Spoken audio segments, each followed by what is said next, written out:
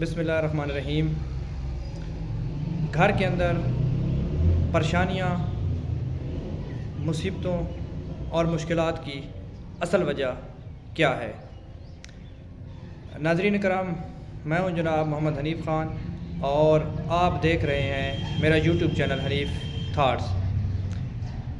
आज मैं एक नए मैसेज, एक नई बात और एक नए पैगाम के साथ आपकी खिदमत में हाज़िर हुआ हूँ।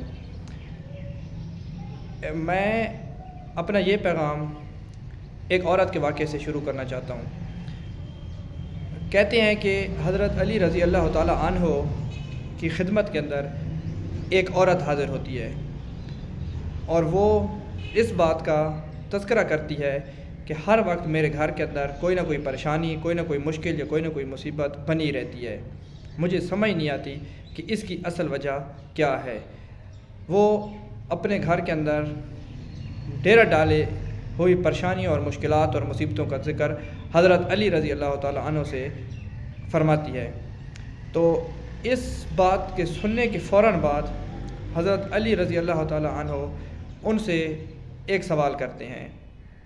इस सवाल के अंदर वो पूछते हैं कि आप मुझे सिर्फ़ ये बता दें कि जब रात के वक्त आप सोती हैं तो उस वक्त जो आपके इस्तेमाल शुदा बर्तन होते हैं, यानी कि जिन बर्तनों में आपने दिन को सारा दिन खाना खाया होता है या रात को खाया होता है, क्या वो बर्तन आप वैसे छोड़ देती हैं या आप उनको धो के साफ़ सुथरा करके संभाल के रख देती हैं?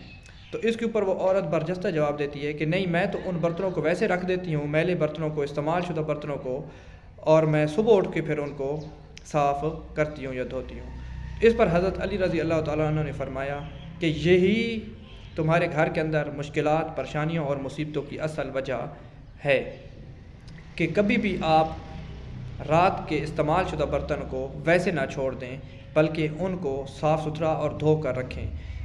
अगर हम इस्लाम का अंदर देखें तो इस्लाम का भी यही हुक्म है कि आप बर्तनों को ऐसे ना रखें, बल्कि इस्तेमाल शुदा बर्तनों को धो कर रखें। और साइंटिफिकली भी ये बात आज प्रूव हो चुकी है कि ज़्यादा देर अगर इस्तेमाल शुदा बर्तन या बच्चा कुछ खाना पड़ा रहे तो उसके अंदर एक ऐसे नुकसानदेह बैक्टीरिया पैदा हो जाते हैं जो इंसान की सेहत के लिए इंतहाई मुज़र और नुकसानदेह हैं। तो साइंस भी आज इस्लाम की इन बातों को मान चुकी है। तो हमें चाहिए कि इन छोटी छोटी बातों के ऊपर अमल करें, इन छोटी छोटी बातों के बारे में जानें और इनको प्रॉपर तरीके से समझें और इनके ऊपर अमल करें, ताकि हमारी ज़िंदगी के अंदर आसानियाँ पैदा हों, मुश्किलें और मुसीबतें हमसे दूर रहें।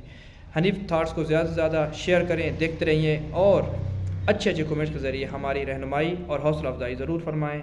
आपका बहुत बहुत शुक्रिया। अल्लाह हाफ़िज़।